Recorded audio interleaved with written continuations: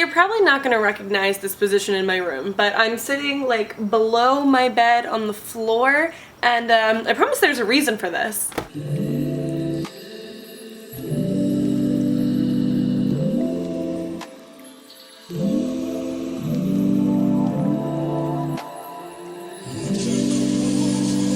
I'm sitting here because when I did my room tour video a couple weeks ago, there was a pretty positive, awesome response to the idea of me doing my journey to minimalism videos, basically showing you guys how I'm transitioning to minimalism, what I'm deciding to throw away, my thought process into the journey, and I thought, why not do it today? Why not start today, show you kind of my first major step in this process. Now, just to kind of explain where I'm coming from to minimalism before we begin, the main reason I want to get into it is, one, you know, I'm getting to a point in my life where I'm becoming very aware of my waste, of my water waste, food waste, and junk that I buy, things that I don't necessarily need. I mostly want to clean all this stuff out because I am moving out, or planning on moving out, this coming spring. So in about 7 or 8 months, planning on moving out, and I don't want to bring all of the junk that I have accumulated in my room with me. I can tend to be a sentimental person, and just like many other people, things from my childhood, things from school, items from friends, I will look at them and think, oh yeah, I'm definitely going to have a reason to use that one day. I'm definitely going to need to do something with these really, really obscure items. But the reality of the matter is that yes, it's okay to feel sentimental toward items, it's okay to want to keep them, but there is a line, and if you cross that line, then you're basically just hoarding things, and you're not only keeping things for sentimental reasons. So basically the point of this process is, 1, lessen my waste, 2, save money, and 3, it's gonna make my life a hell of a lot easier when it comes time to move in, 8 months, if I do it now as opposed to later. And also, I've watched some people's videos about minimalism, and some people do take minimalism to a higher extreme. Some people only want like 2 shirts, 2 pairs of pants, and that's it.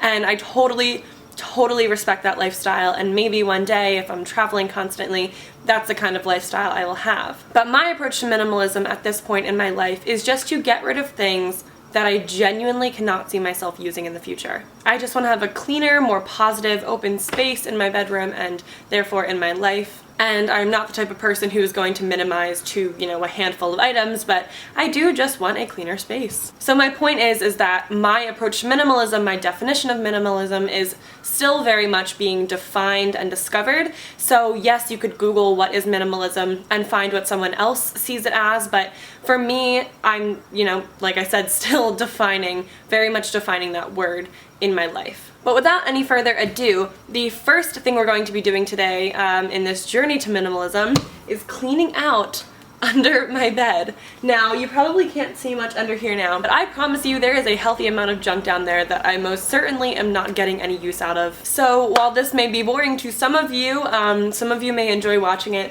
I'm basically just going to pull this stuff out, talk about if I'm going to keep it or not, why I kept it in the first place, and maybe it will help you in your minimalism journey as well. So the first thing, of course, is a bottle cap. I love keeping honesty bottle caps, but it's probably not a good thing. This one says, finding myself by process of elimination. I'm such a dweeb, I think I'm gonna keep that. Do you see how bad this is? I wanna keep a freaking bottle cap, oh my gosh. So the first major thing is this giant little drawer pull-out thing that I have. I've basically been sticking leftovers from high school and different projects and art stuff in my life in here, and it really is just a pile of junk. I don't need most of this stuff. This first box, oh yes! So this first box filled with papers is actually this thing I used to do. Well, I did it every year up until this year, but essentially, every single time something positive happened, I would write it down and I would stick it in a mason jar. And then at the very end of the year, on New Year's Eve, I would go through and I would look at all of the happy little moments from my year. I guess I just put these in a box because I didn't want to lose them. And to be honest, this would be really fun to go through, so I think I'm going to move this into a smaller little Ziploc bag and put it into a larger storage unit, but I'm not going to throw it away. This is too sentimental. This is stuff I want to remember. Remember the little moments. These are birthday cards from my 18th birthday last year. I most certainly don't need these, so these are definitely trash. This was a piece of paper from an old YouTube video. Did any of you watch this setting goals video? This is definitely trash though. More trash. Repurposing things is just as good as throwing them away. Well, it's better. This, oh my god. This is an SAT guide that I never actually used. Do you see how massive this thing is? And this isn't even the SAT that they use anymore because they like revamped the whole thing. Oh my god. Then this literally is trash. I don't even think I touched this once. Wow. Trash. Oh, this is a birthday card for my friend Katie. Okay, this is being kept. See, do you guys see what an issue this is? I'm too much of a sentimental person. I want to keep everything. But that's the point of minimalism. I'm putting my foot down and I'm saying, Jaimee, don't keep these things.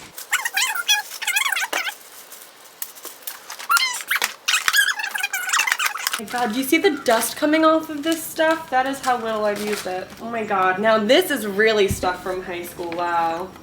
What is all this? Oh my god, guys, this is legit all my math notes from I think my junior year of high school? Sophomore year? Okay, all of this is getting recycled. I don't need any of this junk whatsoever. Alright, and literally, do you see this drawer now? Absolutely nothing in it because there was nothing that I needed to keep in it. But anyways, the next thing in here is this pair of UGG slippers. You know, I bought these before I was vegan because obviously they're not vegan shoes. But I still do wear them in the winter just because they're warm and the damage is already done. Throwing them away doesn't make a difference, you know, so I do still wear these. I will hold on to these. Of course, it's Water Bottle City. Nice, nice. And this is an aromatherapy box from the aromatherapy diffuser I have. Like, this is my problem. Whenever I buy stuff, you know, stuff that I don't necessarily need, I will keep the boxes and just shove the boxes in all different places. Like, I don't need this. I'm not gonna return it. There's no purpose. Oh, yeesh, Jaimee. More boxes, of course.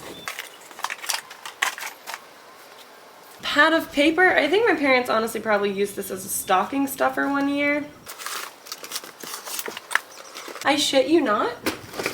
This right here is like 6 sets of beads that I had from when I was a kid. Why are they under my bed? Oh my gosh. I feel like I could definitely repurpose this by like giving it to a cousin maybe. Well, cleaning off all this freaking dust first of all.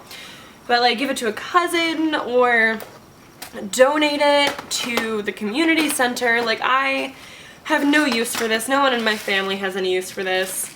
There's really no point in having it. Again, of course, it would be easier to throw these things away, but I think the ideology, the method I'm gonna follow is if I can repurpose an item, repurpose it. If I can't repurpose it, can I recycle it? If I can't recycle it, throw it away. I think that's, you know, the best ideology for me. Also, do you see how much dust is like on my pants now? Wow. Poster board, because in high school, all you do is have endless poster board everywhere. I just broke my hanger. Okay, now this is the damage we've done so far. Got some junk over here, some junk over here, but I have to take a walk to the other side of the bed to finish because that's how much junk I have. I can't just sit on one side and get it. I have to go, you know, to multiple places. But anyways, let's continue. This is a pillow that my parents gave me for graduation that I will probably never use. So that kind of sucks too. That's something else to figure out with minimalism is like how do you communicate to your family members that like you don't really need anything. Like the only thing you need is like money, food, a place to sleep, but like material items you don't really need that much of. That's something I've struggled with for a while, even before this journey. It just kind of sucks. Trash, socks, headband, another hanger. Stupid me. Covered with dust. Lovely. Oh my god, I think that's it. Wait, you guys have to tell me if I'm actually done. I think I am. Well, number one, let's acknowledge the dust. Literally, all dust. This was covered with stuff. And it's done. Look at that. There's nothing left. Now, of course, actually repurposing, recycling, and throwing away this stuff is gonna take a little bit longer, but honestly, that took, what, 15 minutes tops, and it wasn't painful at all. Cleaned out this entire area.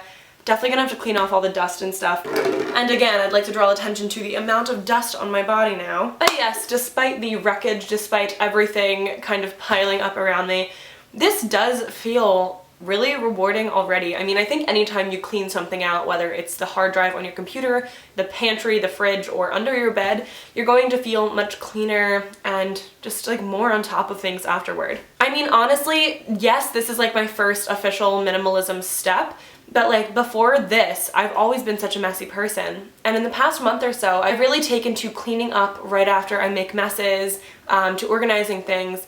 And the thing with that is that instead of letting clothes pile up on the floor, then not knowing if they're dirty or not and washing them anyways, I was doing like 3 loads of laundry every other week. Now it's been like 3 weeks and I haven't done any laundry because not just throwing stuff on the floor, like if I can wear it again, I'm putting it away so that I know that I can wear it again. Now I know a lot of you, again, are gonna find this stuff boring, but if you're into organizing, if you're into going more minimalist, and you enjoy this type of video, please make sure to let me know in the comments down below. If there were aspects of this video that you enjoyed or aspects you didn't enjoy, you can also let me know that down below. These videos, yes, are for me, but they're also for you guys, and I want you to get the most out of them that you possibly can. Again though, these are minimalist journey videos, so when I hit the record button and put the camera on my face, you know, I am learning at the same time that you are as you're watching. I'm thinking that for next video, I might clean out my clothes and decide what clothes I need, what clothes I don't need,